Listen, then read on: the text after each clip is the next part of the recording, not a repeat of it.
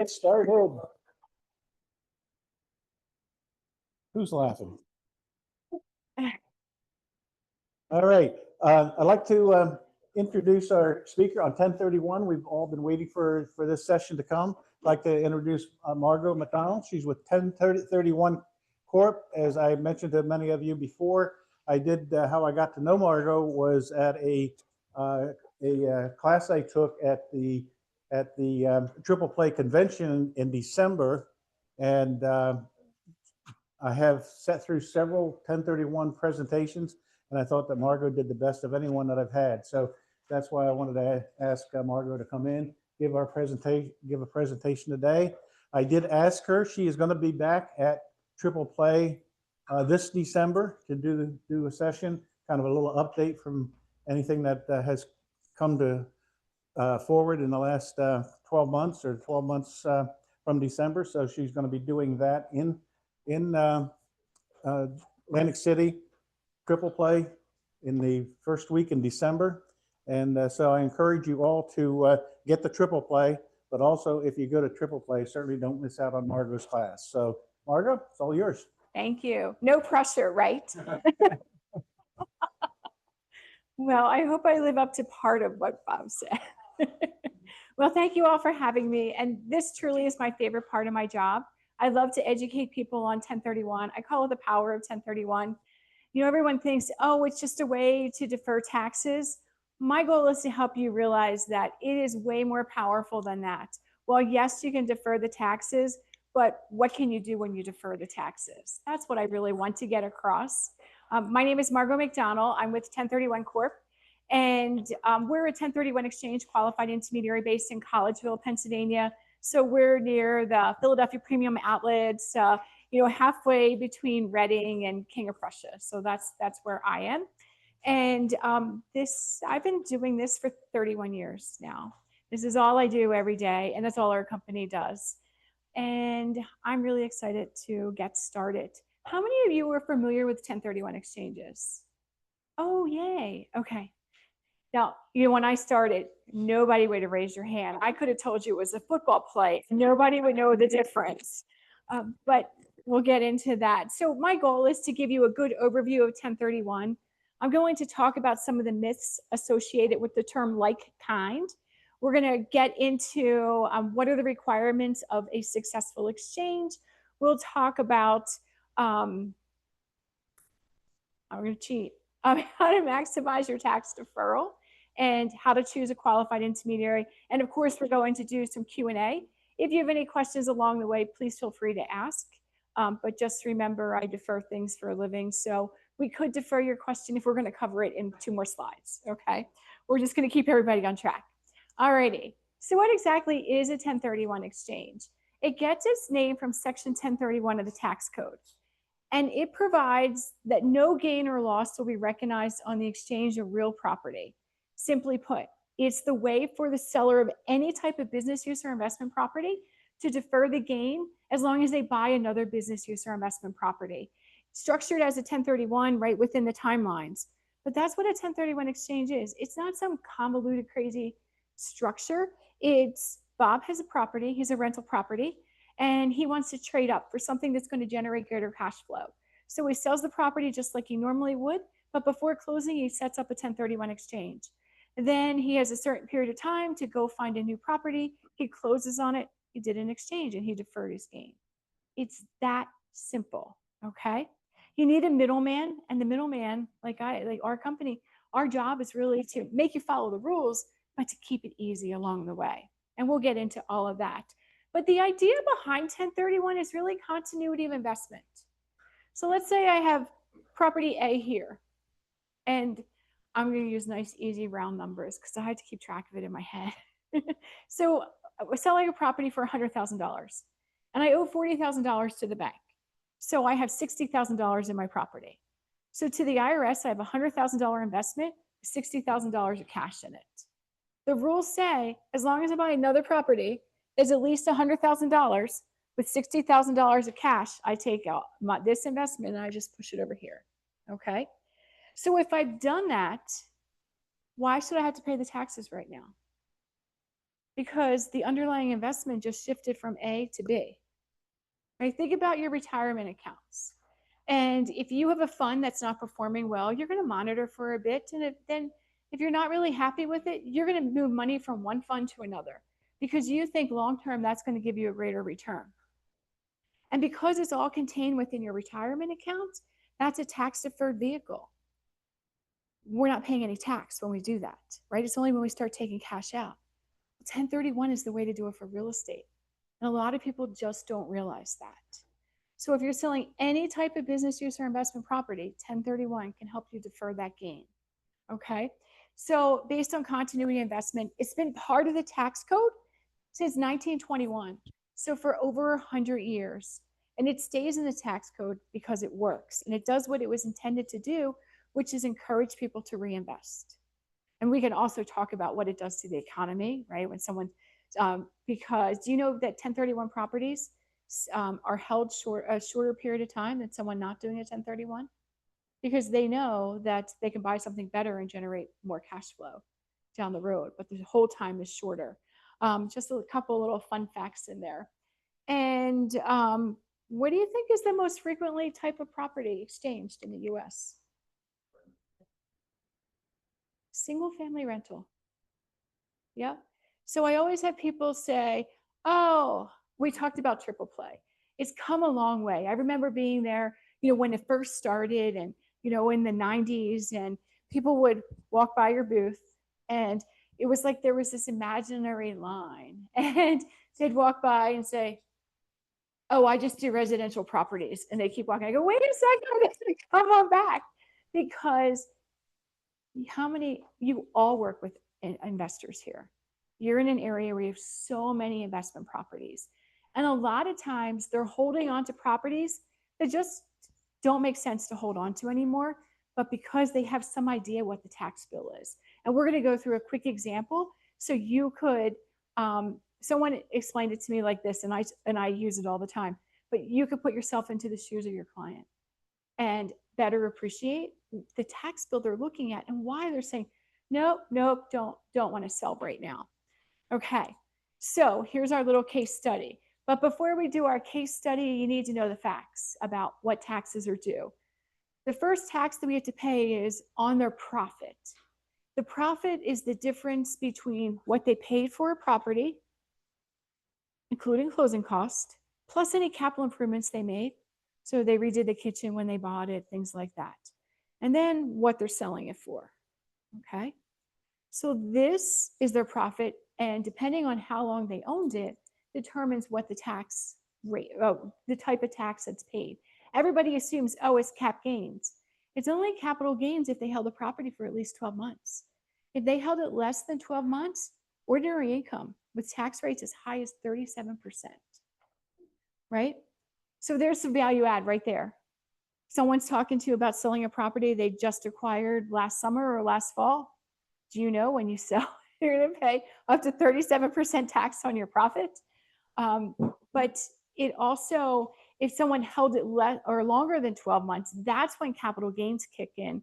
And it's 15 to 20% depending on their tax bracket. So that's the first federal tax we have. And then we have that, this is just the thresholds that I put. Oh, no, I'm sorry, it's not. Sorry. The 3.8% net investment income tax. That's one that a lot of us don't know about, but this applies to every single one of us every single year, whether you did a 1031 exchange or not. There's a 3.8% net investment income tax or surcharge on all of your unearned income. So things like interest, dividends, rental income. If you are an individual, which we all are, individual estate or trust with a modified gross annual income of just $200,000 if you're single, $250,000 if you're married filing jointly. So for a lot of people, they're selling a property and they're paying 15 to 20% tax. And if they're in that 20% bracket, you can be sure they have the 3.8% on top of that. So a lot of people think, oh, when I sell, I'm going to pay 15% tax. Could be 23.8. And that's not it. There's another federal tax, which could be a big tax liability. And that is your depreciation recapture.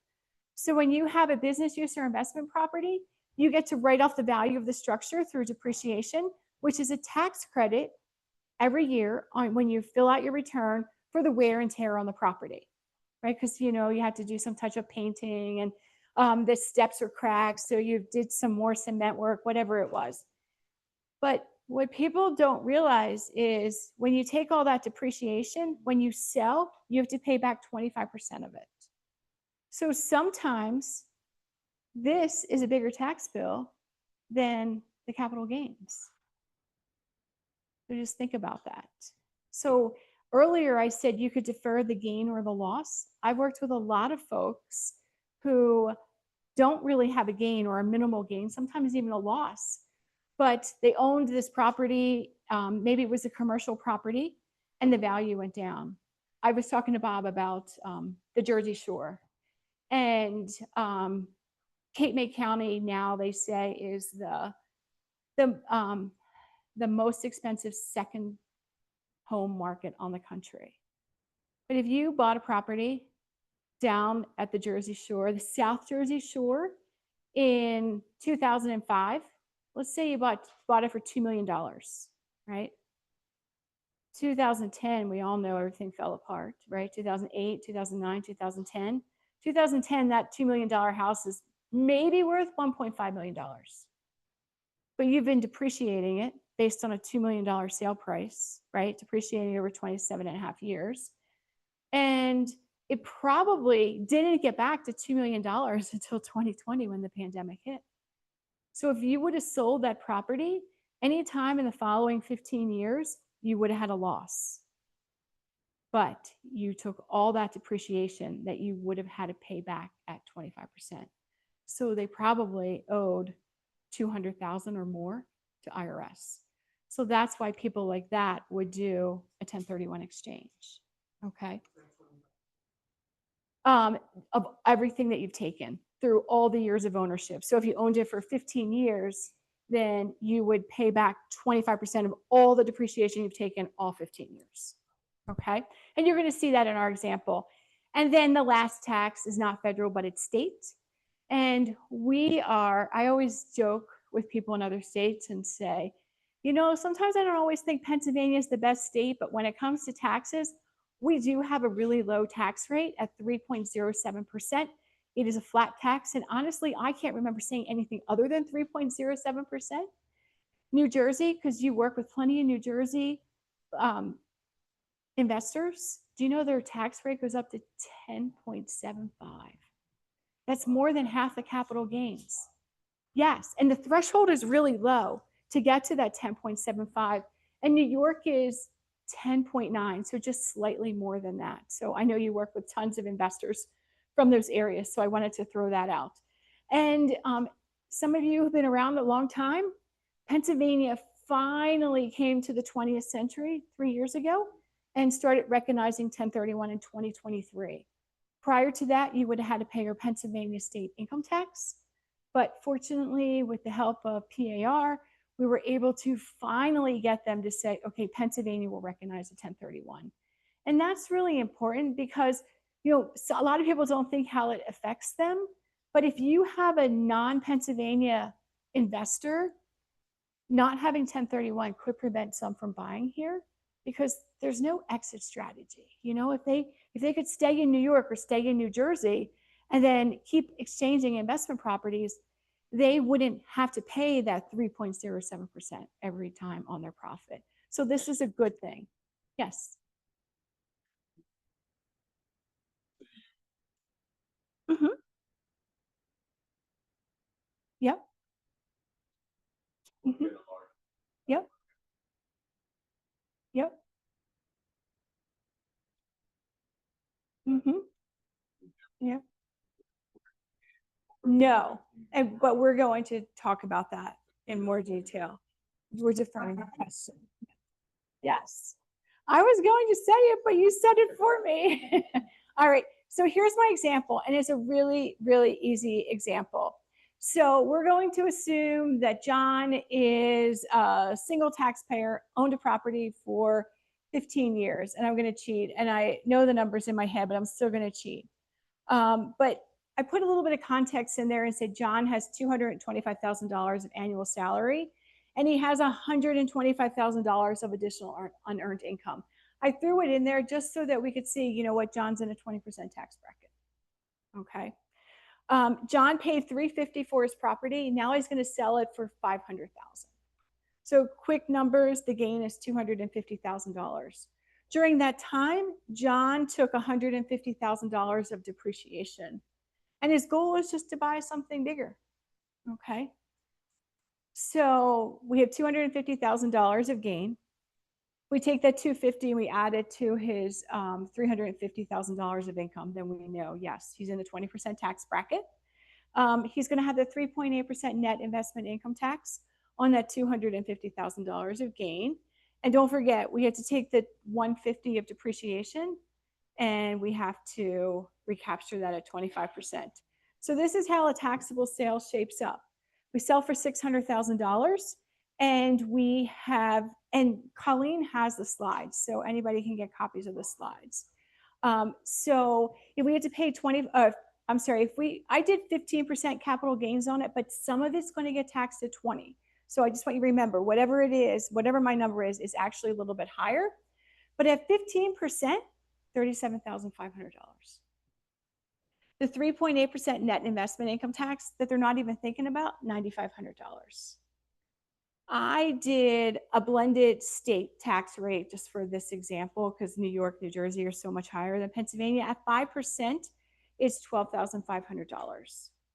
So, the depreciation recapture, $150,000 recaptured to 25%, another $37,500. So John's state and federal tax liability is $97,000. That's why when you call John, John says no, right? But knowing this, and you know, once you've learned a little bit more about 1031, then you'll be empowered to have that conversation and turn it into something successful. So in this case, we can't really see down here. Is this touchable? Okay. Well, you know, you never know. I do that all the time. They tell me it's still not touchable, Margo. My home computer is, but okay. So the buying power, right? They're left with $503,000 when they sell. If they use that as a 30% down payment, it's okay. I got it, really. Yep. If they use that to buy something, using it as a 30% down payment to buy something bigger and better, I'm going to cheat and look over here. No, I got to look over here. So they buy something for roughly like $1.67 million. Okay. Because now you can show them properties that are on a lake somewhere, right? They can buy 2 of them. They're going to get way better rental rates. They're going to rent all year long. And John is going to end up, so in this case, right, so $1.67 million, something like that. If they did the 1031 exchange, they're left with $600,000. If we use that as a 20% down payment, they could go buy for $2 million. We'll have to ask Maria, how much does she need those investors to put down? Because if she says less than 30% down, then just think they can buy even for more. Okay. So that $97,000, rather than sending that check to Harrisburg and DC, IRS, they get to take those pre-tax dollars and put it back into real estate. So it will continue to appreciate for them, right? And they get to take the $97,000 and leverage it to buy something that was $330,000 more expensive. That higher priced property, and whether or not they want to leverage up or not, right?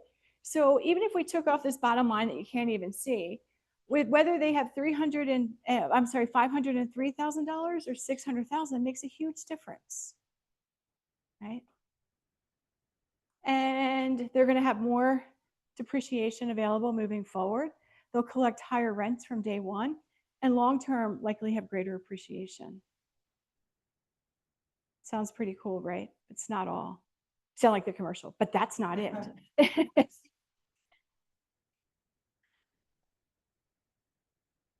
Mm-hmm. Mm-hmm.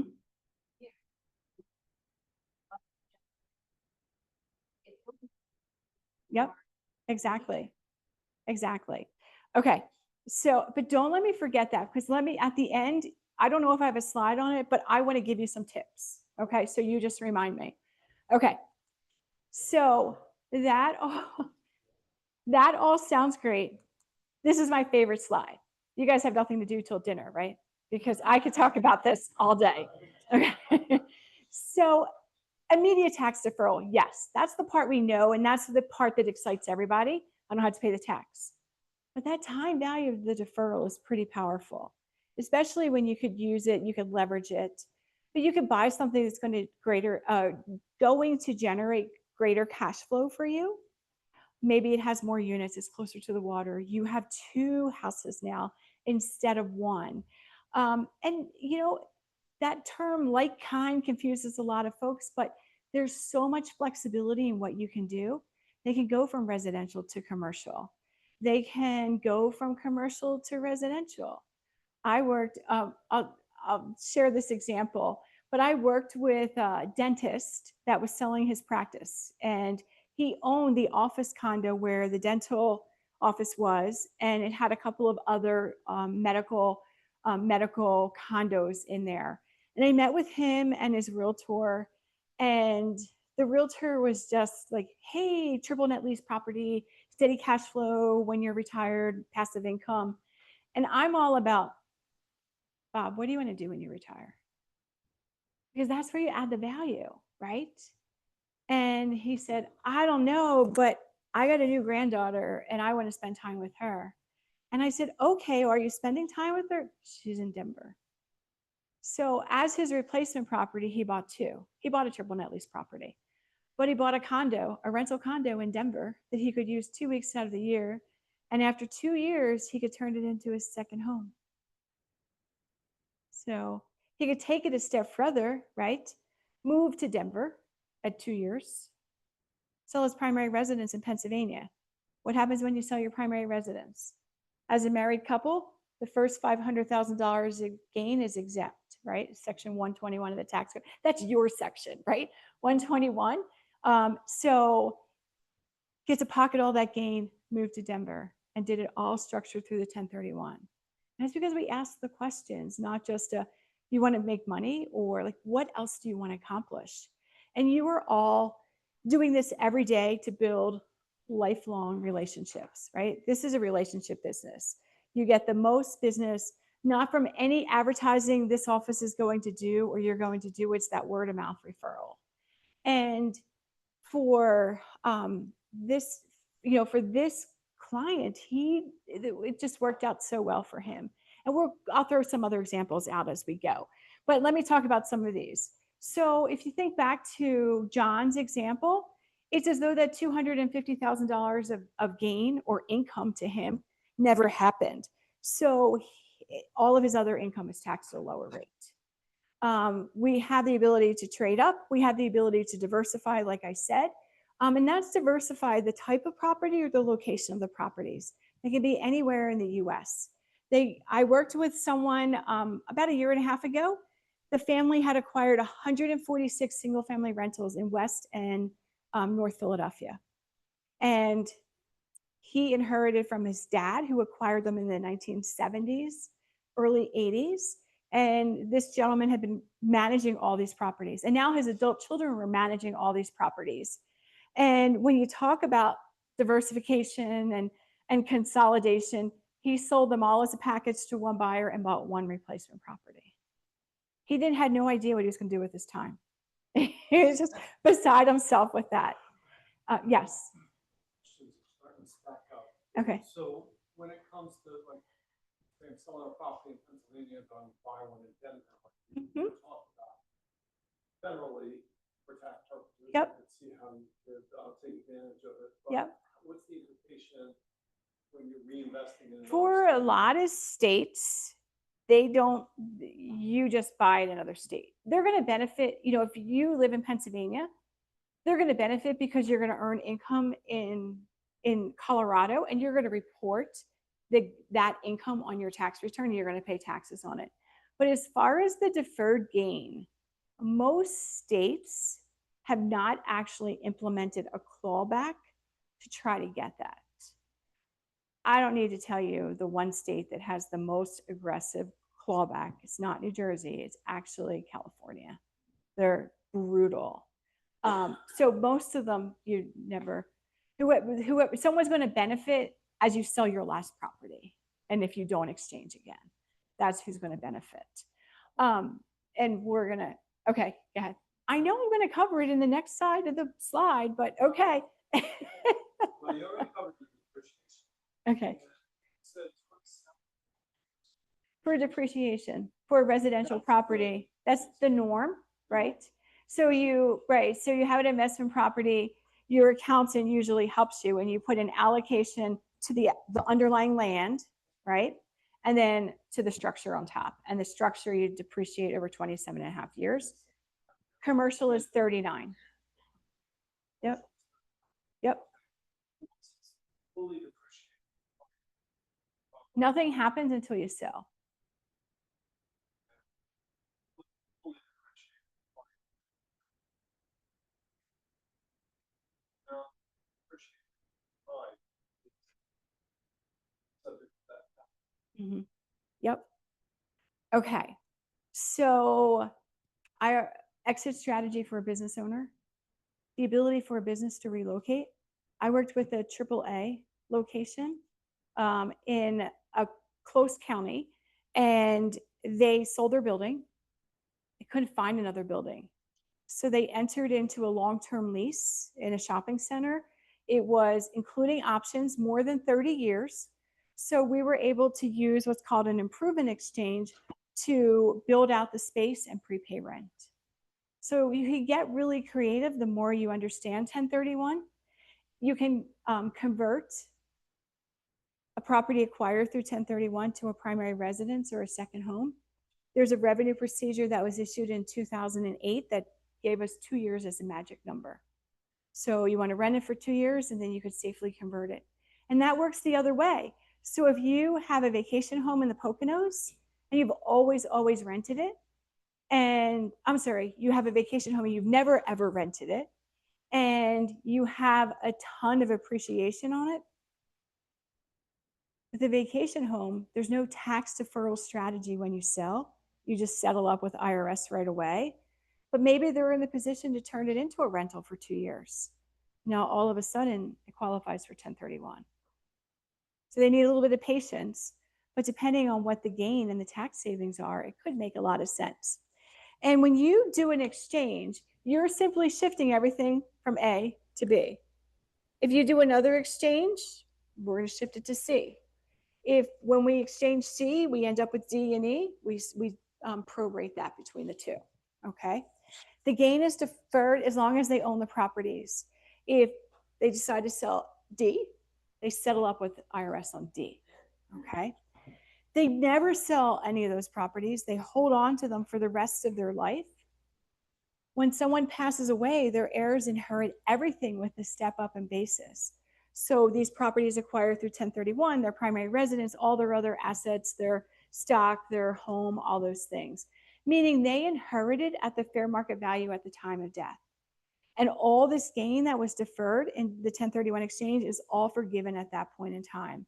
And currently in 2025, the first $13.99 million of someone's estate is exempt from estate taxes.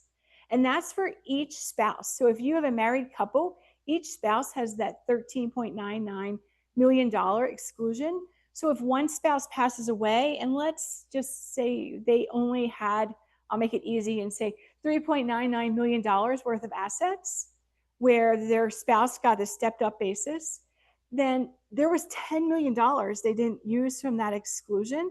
So the surviving spouse files paperwork with IRS and says, add that 10 million to mine. So as long as they don't remarry, they're benefiting from that. And that number is really set to sunset at the end of this year, but we all see in the news, right? Everyone's talking about the Big Beautiful Act, I think it's called. What is it called? Big Beautiful Act. Yes. So I think the official name is Big Beautiful Act. Who knows what's going to be in it, but that's going to be addressed. And there's no way they're going to let that sunset. So 1031 It's a way to grow your real estate portfolio with pre-tax dollars. You can increase it's like an interest-free loan from the IRS, right? You get to increase the principal by doing additional exchanges. And if you plan properly, you're never going to pay it back. It's really a way to help your clients build wealth, preserve all their equity, and pass it to the next generation without the federal tax liability. Okay, so now let's get into the rules. So we talked about all the fun things. Let's talk about that term like kind that causes a lot of confusion because everyone says you have to buy a like kind property. And to the tax world, to the folks in DC, these aren't called 1031 exchanges. They're called like kind exchanges. But like kind doesn't have anything to do with the kind of property it is. What makes two properties like kind to each other is its use. As long as it's held for business use or investment, it will work. So you can sell that single family rental or shopping center, a big giant warehouse. Bob told me that Amazon announced that they were going to lay off 1 million people, right? That's going to affect these warehouses. So, 1031 over the last couple of years in the commercial world, we're seeing 1031 sellers selling properties that are doing really, really well and buying distressed commercial properties. And that's really the power of 1031 on the commercial side, right? Now they're repurposing those because let's face it, after COVID, so much has changed in the residential world and the commercial world. The properties can be anywhere in the US. I mentioned the example where we sold 146 to buy one, but it goes the other way too. So if your client was the buyer of that portfolio where they were buying 146 properties, that would work. Okay. The timing is a little bit crazy when it's not a package and they're doing that many, but we've had plenty of clients. I had a farmer sell land in New Jersey, sold it to a builder for about $10 million. And granted, this was a long time ago, but he used that money to buy 53 single family rentals. He thought that would kind of be fun. The realtor would call us and go, oh my gosh, she's buying another one. So I'm not sure how long it lasted, but I'm sure it wasn't long before there was a property manager in there to help him out. I know we were like getting up early and taking care of that land. Isn't that easier? So we had a lot of fun with that exchange. But that's, 1031, that's the like kind, right? And I've given you some examples and you could see some examples in my picture. Let me make sure I got everything. Oil and gas royalties, mineral rights, timber rights. Do you have a lot of conservation easements around here? You still have a lot of open space, but conservation easements is when usually the county, it could be the state or some other environmental group is paying the property owner to give up the rights to develop the property. And they do it through a conservation easement that's going to run with the deed. And it's just about all gain for the taxpayer. So they can structure it as a 1031 exchange and they could use it to buy more land or they could use it to buy some income producing property. Or maybe to buy a property in a resort area that they rent for 2 years and turn into a second home. Now, let me touch on that for a second. When you convert a 1031 replacement property into a second home or a primary residence, when you make that conversion, there's no tax liability. There's no tax bill that is due at that point in time. But keep in mind, the deferred gain is in that property. So when you're ready to sell that property down the road, that's when it would rear its ugly head. And it should be part of you should have a plan to try to minimize it at that point, okay? Some other things, farms, ranches, a tenant in common interest. So if you own property with somebody else, this is a big deal because so many of us like to buy with other folks. When you're setting that up, think about your exit strategy, right? Do you want to be stuck with them with your next step? Because if you do, then the partnership or the LLC is the way to go. But if you want the flexibility, so let's say Bob and I go and we buy a property together, and we want the flexibility to go our own way when we sell to somebody else, then we can form a tenant and we can each be tenants in common, right? And we have fee interest in the property. We could have an agreement that outlines the relationship between the two. And Bob could form the Bob LLC with Bob as the sole member, and I can form the Margot LLC with Margot as the sole member, and they're the two co-owners. And when we're ready to go our separate ways, we can do that. So just keep that in mind, because I always get them when there's a partnership and nobody wants to stick together afterwards. And it's tough to just dissolve it and do your thing. Really, you want to plan ahead, put some time in there, establish a holding period in your individual name before doing something like that. Yes.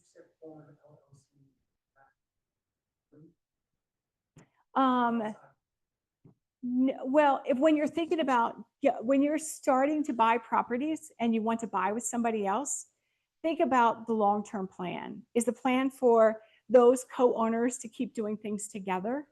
Or is it, do you want the flexibility to each come and go as you want? Like you're like, hey, they're not a good partner. I don't really want to stick with them. But when you do a 1031 exchange, there's this same taxpayer requirement. So if Margot McDonald sells, then Margot McDonald should buy. But I could form a single member LLC that's a disregarded entity for tax purposes to buy the new property and form that Margot LLC. And that would be the same as me buying it. Okay, does that make sense? And because we're in Pennsylvania, you would want to try to put those structures in place at the time of acquisition, because if not, if I took title as Margot McDonald and then wanted to transfer my share into an LLC, a single member LLC, Pennsylvania is going to charge me realty transfer tax to make that transfer. So doing it right at the time of acquisition, get it set up and take title that way. You save some money in the long run. I think I got most of these. Oil and gas royalties, mineral rights, cell tower easements, billboard easements, air rights. We see air rights, water rights. So different things like that. Things that won't work is the true partnership interest. A partnership can exchange, and they do it all the time. It's when Bob and I have a partnership and Bob wants to go his own separate way, and we both want to go our separate ways. That's where it gets really tricky.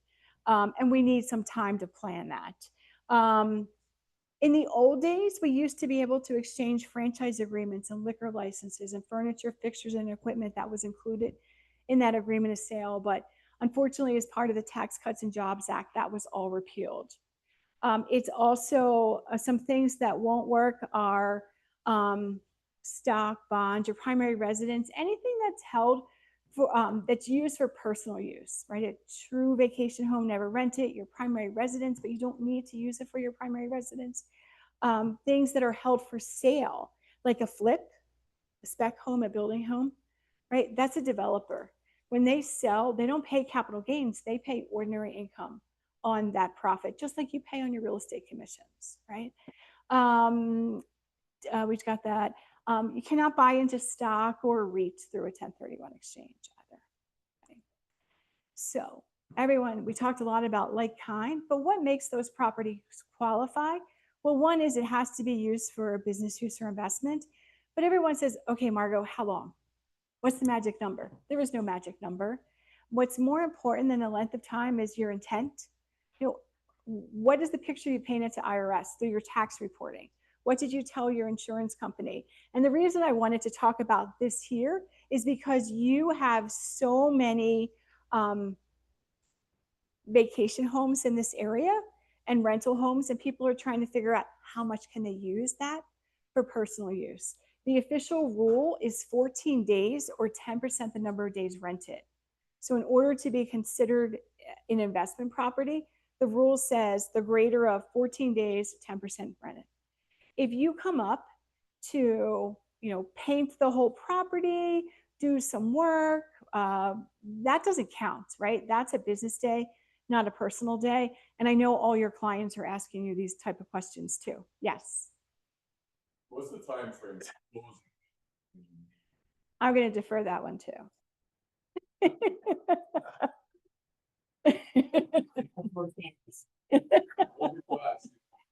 It's coming, I swear. It's really, really soon. So the rules say when you do a 1031 exchange, you need to use what's called a qualified intermediary. And that's the role I play in the transaction. But in order to be the qualified intermediary, you cannot be an agent of the taxpayer.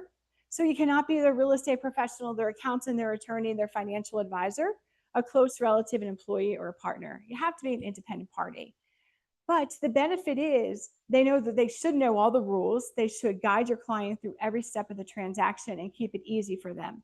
But the official responsibilities of that qualified intermediary or QI are to prepare all the necessary exchange documentation, coordinate all the details with the closing agents.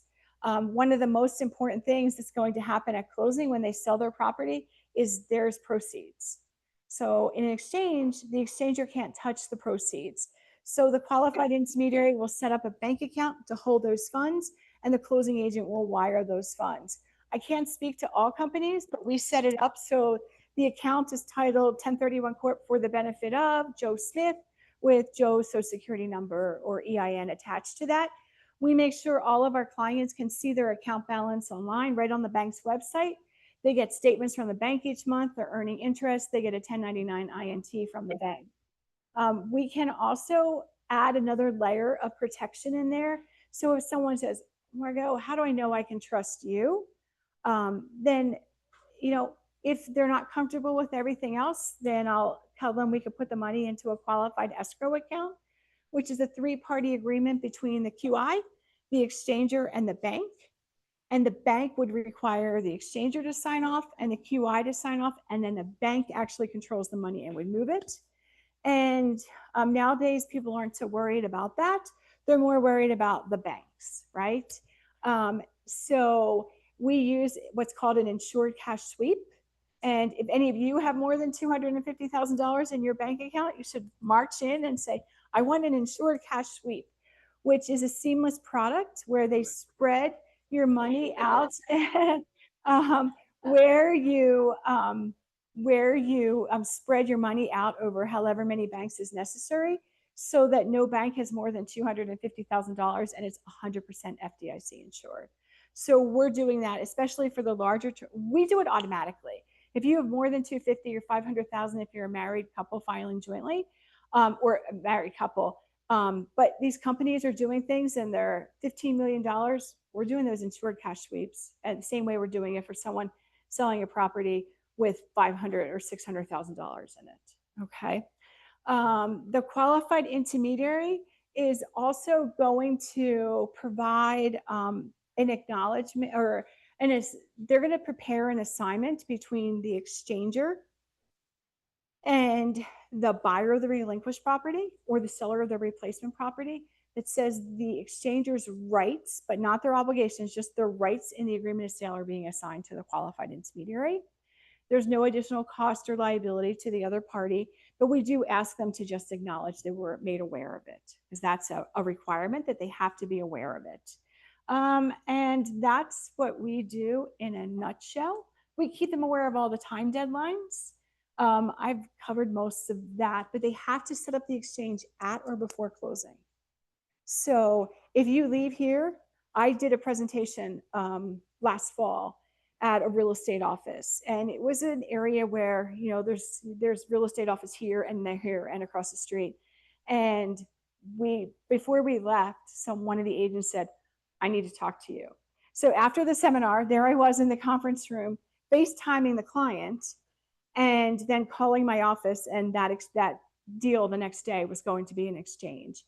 And next thing I know, I got a call from the real estate office across the street that said, I heard about that 1031 exchange you guys did at the last minute. Can someone come and talk to our team? So, but it was literally last minute. And I've had it where I was at the Keller Williams office in Wyomissing. And I guess about 2 years ago, and I said, we could do it all the way up to closing. And their closing person raised their hand and said, I just had one. We were at closing and we were almost done. And this was her analogy, not mine. And the little angel said, oh my gosh, this lady is so nice. You should tell her about 1031. And the other one said, you're almost done. And then she went out and she was copying all her papers. And she said, and then she was so nice. I'm like, you got to tell her. And it's like, you're almost done. So I was like, what did you do? She goes, oh, I told her. And so they called our office in the middle of closing and almost done. And 20 minutes later, all the paperwork was there and the woman was able to defer all this gain. And that closing agent was a hero. And all those realtors there would never, ever forget her and what she did for that client. So we could do it all the way up to then. But if they walk out and you're walking to the car and telling them to, look in their account in a couple hours for the wire, and then they say, oh, Kristen, you told me about 1031. I want to do that. It's too late. Now they're in control of the money. If they can walk back in and say, don't wire, they're in control of the money. Yes. No, it was an investment property. Yep. You won't work on a primary residence, but it was her investment property. Yep. And right, because the title agents have a little bit, once we get the deed, we know how long they've owned it. We know, they usually tell you right when you're taking the listing. So you should ask those questions. If you're taking that listing agreement and you know it's an investment property for them, ask if they've looked at 1031 and maybe give them some information on it if you want. And then once you enter into the agreement of sale, then, okay, we talked about 1031. Did you talk to your tax advisor? Because that gives you time to start looking. Because when we get to those timelines, they're going to go really fast. From the day they sell their old property, transfer title at closing, they have 45 days to identify their new property. And running at the same time, based on calendar days, not business days, they have 180 days to complete the 1031 exchange. Okay. So I promise I'm going to answer that. But the 45 days, right? So 45 days starts here. This is where you list the property. This is where you get it under contract. So you have all this time before your time clock starts to be looking for property. That's how you maximize that timeline. The trend that we're seeing from here, 71 days, wrapped up, done. That's the trend we're seeing. That's our average. Yes. Mm-hmm. Yep. Nope, everything starts here. They start together. And I brought you some brochures, and right in the center is that same timeline. So everything I'm telling you is pretty much in here. So when it comes to identifying, the rules say that you can identify up to 3 properties regardless of their combined fair market value. So if we go back to John, who sold a property for $600,000, and John wants to identify 1, 2, or 3, they could equal $20 trillion. Okay. If John identifies 4 or more, John's locked into this 200% value rule, where you take your old value, your old property, 600,000, times it by 2, that's your cap. So if he identifies 4 or more, they can't equal more than $1.2 million. So the 3 property is always a great way to go. My advice to you, even though it doesn't have to be under contract to identify it, get something under contract for them, because you're all going to sleep better. Once the 45 days pass, you can't change it. And they do have till midnight of the 45th day. And a lot of them take it. So just a heads up on that. Yes. Mm-hmm. Mm-hmm. No, she called us. She was just a regular title person. So she called us, who was the QI, and we set up everything. It doesn't have to be an attorney. Most qualified intermediaries are just an independent company. There are some attorneys that do it, but they can't do it for their own client. And I would caution against using a sole proprietor. And I know it sounds really crazy, but what if something happened and you didn't make it home tonight? How is the money going to get to closing tomorrow at 9 a.m.? Right? That's the concern. Everyone says to me, Margot, how did you get a branch office in Oregon? I had a competitor who, during the recession, started laying off all her people. And then she started to think, there's no succession here. Like, what happens if something happens to me?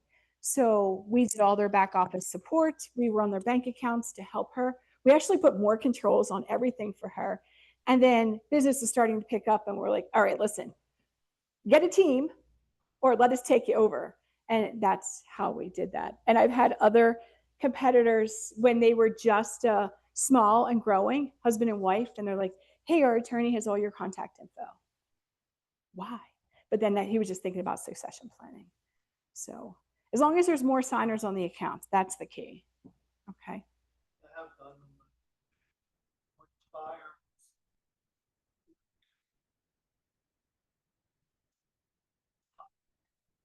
Mm-hmm.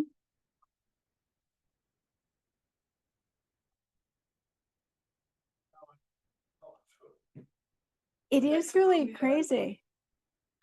Right. And it's stressful. It's really stressful. And it's funny because you don't always appreciate some of the things until you go through them. We bought a vacation home recently. You know how many closings I've been involved in over the last 31 years? Like I know all the things. And people call, we're like, you're closing to 12:30. Well, wire the money the day of closing. Don't worry about it. And here I am, the buyer, like frantically texting the closing agent that I knew really well. I was like, oh my God, my money's not there yet. Like having stress. And little did I know, I talked to Vanguard and I said, okay, I need money for this closing. Okay, if you set it up the day before, we'll wire it the day of, as long as we have it by 12:30 or we have it after 12:30, we'll send it the next day. And I thought, okay, they're going to line it up. It's going to go first thing in the morning. 12:30, my closing was, and I am freaking out. I'm like, oh my God, I'm that buyer from hell. One more question. Identifying the property, does that mean it has to be under contract? No, it doesn't have to be under contract, but it has to be, you had to have the specific address.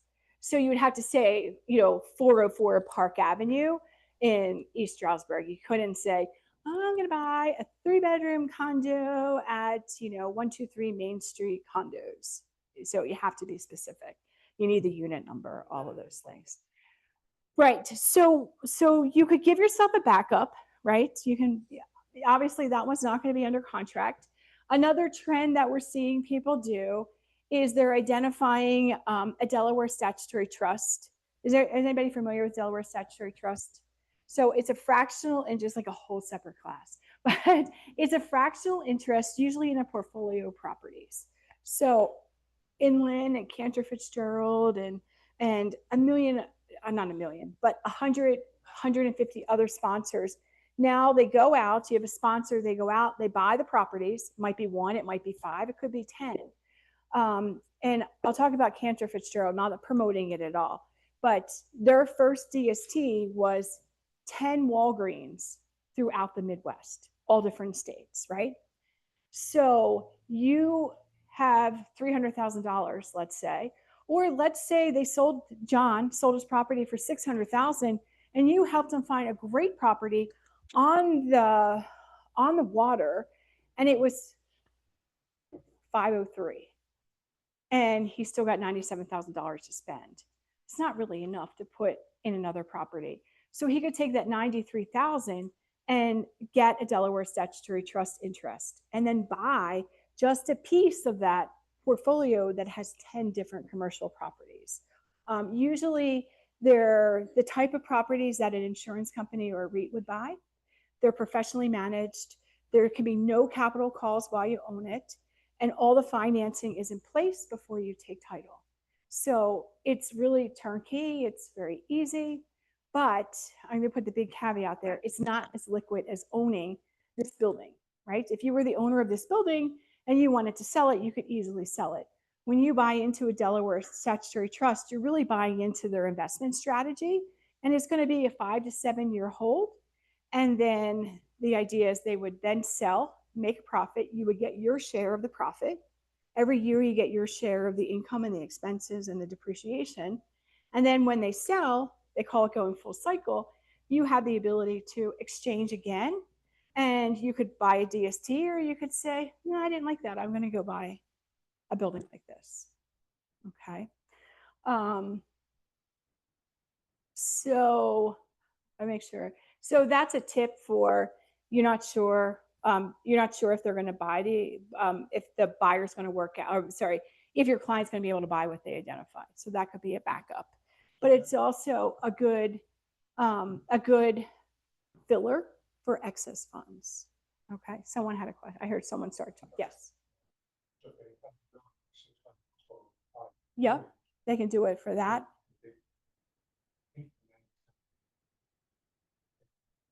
They would on $97,000. Yes. Yep. Okay. Sorry. I know we're probably going over, but you guys have lots of great questions. We're good. Okay. Alrighty. So these are 10 easy steps, right?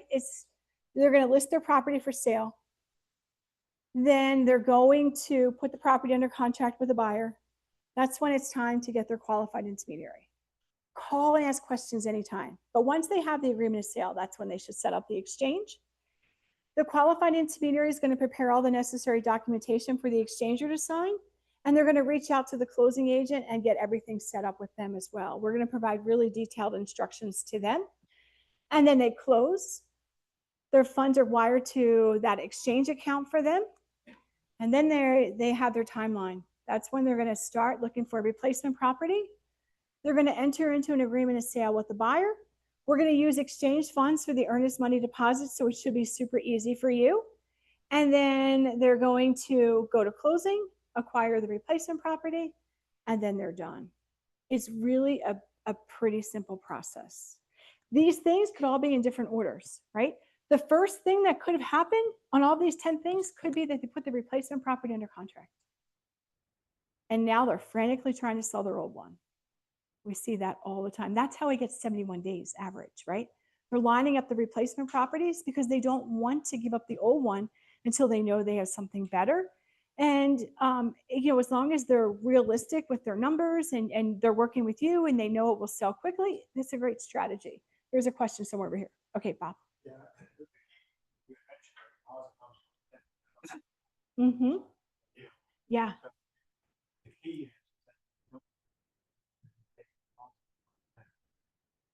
Right. I mean, they can, if they gave you the deposit for the replacement property, let's say it's Saturday afternoon and they're eager and they write the check, then I can't reimburse it then, but I can reimburse it at the closing table. So it will be a line item on the closing statement. This is reimbursement of earnest money deposit.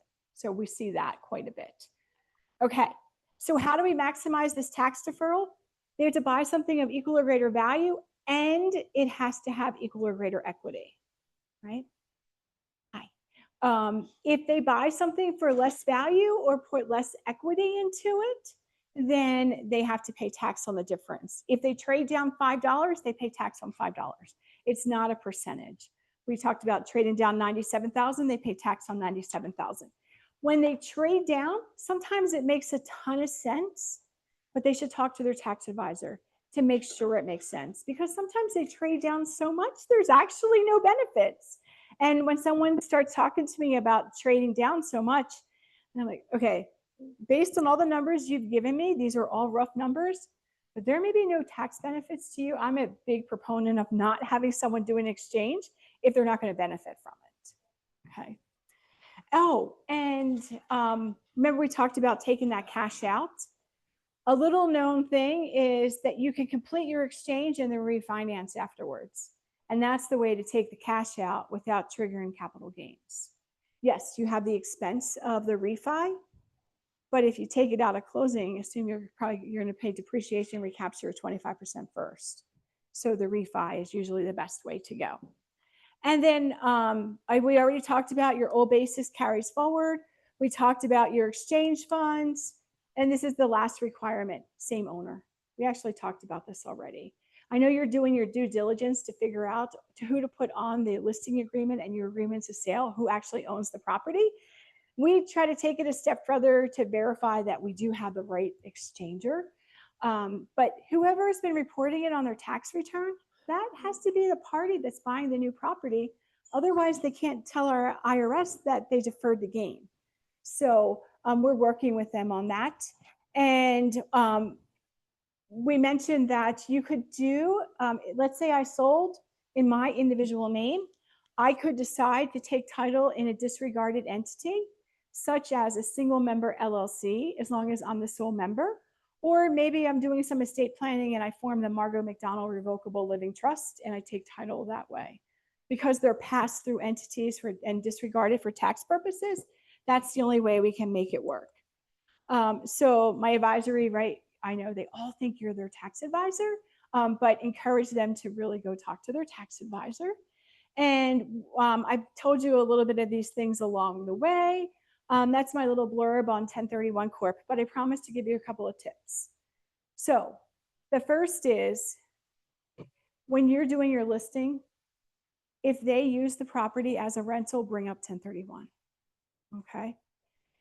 There's a ton of resources for you. I can help you with anything. Call me, text me anytime. NAR has great resources. So realtor.org, tons of resources on 1031 exchanges. I brought you some brochures. Never give it out like this. Everyone's like, oh my gosh, you wasted all this space. This is valuable. This is for your business card. You attach that, make sure that they know you told them about 1031. You could give them this. I could send you a co-branded flyer, so it has all your contact info on it. I could send it as an image. I can send it as a PDF. You could email it. You could put it on social media. You could put it in a slide deck. So if you're doing a listing presentation and you're going through the slides, assuming on your iPad where you could touch, let's say that, right? And so bring it up when you take the listing. When you put it under contract, bring it up again, because that's when you should get really serious about looking for a replacement property. If you have, if you use social media to promote your business and you want some social media posts about 1031, you can email me just in the email. Just say, hey, can you give me some social media post? I'll give you the post, the text of it. You can put an image, you can brand it for you. You don't have to have my name anywhere on there, but it's a way for you to get that out there. If you want like a ghost written blog post, then let me know. I can help you with that. If you want some info that just some text you could put on your website, then I can send that to you as well. And if you have any questions, call, talk to us. If you want to prep for a client consultation, call and ask for 15 minutes of our time. I have a high school friend. I didn't talk to him in 30 years. Like at the high school reunion, be like, hey, Joe, how you doing? So now he sells real estate at the Jersey Shore. And he reached out and he said, all right, I know you do these 1031 things. I don't really understand them, but I want this deal. So we spent time going through the client's transaction. He had looked up to see what he paid for it. And I helped him put together some slides for his presentation. And fortunately for me, right, it was a few weeks before my last high school reunion. He told everybody, I'm like, yay, thanks. But it was kind of fun because someone's like, oh my gosh, I worked with your company too. And so it's kind of funny because I don't get involved in all the transactions, so I don't always know. But let us help you, right? If you have a client and they ask you a question, then shoot me a text or an email. I might respond at midnight. I'm just saying, but I promise I always will. But always happy to help. And if you want one of those flyers that I mentioned, you can give me your card and write flyer on it, or you can email me and just say flyer. But if you email me, make sure all your contact info is in there, okay? Because we'll put your logo and all this stuff. And 1031 really is one of those things where the more you know, the more you can use it. You don't have to know all the little rules, but know all the ways it can help your clients so that you can throw that out. Think about the benefits we talked about. They're the things, right? Like the big picture things that you could say to your client, you know, we could do that. And take the time. I know you're doing it now, but invest time in getting to know your client when you're doing that listing, because this is just a way to add value and build that client for life. It's hard to get clients, right? So you want to keep them. And with that, I am all done. I'm happy to answer questions. We've asked a ton of questions. I brought you some cards. I brought you brochures. So feel free to grab them yourself. And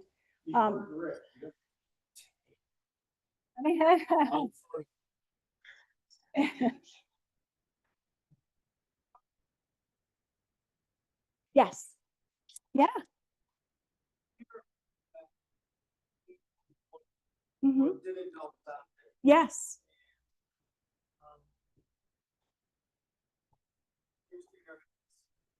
Oh, yeah. If they're selling a property for under $1 million, it's $1,250 is a flat fee. Yep.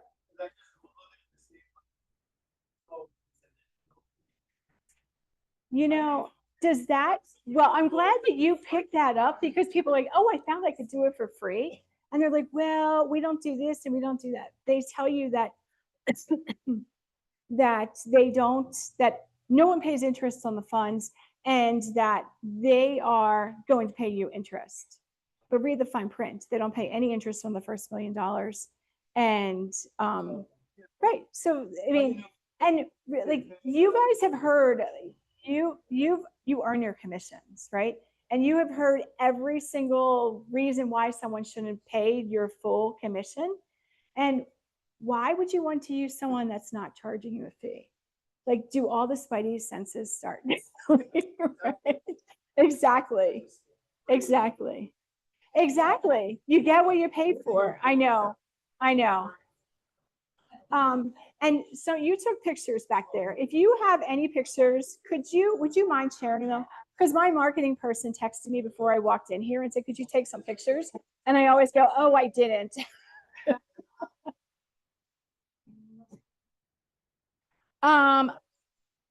Yeah. Okay. And it's right on my card. So I can give you that. If you guys have any questions, I think of all my questions when I leave. So if you're like me, then just, email or text. And thank you so much and have a great afternoon. Enjoy your session with Bob. And maybe I'll see some of you at Triple Play. Yeah. And I told Bob, if there's any, after the tax bill is done, then I'll incorporate all of that into the slides as well. So, okay. Yeah.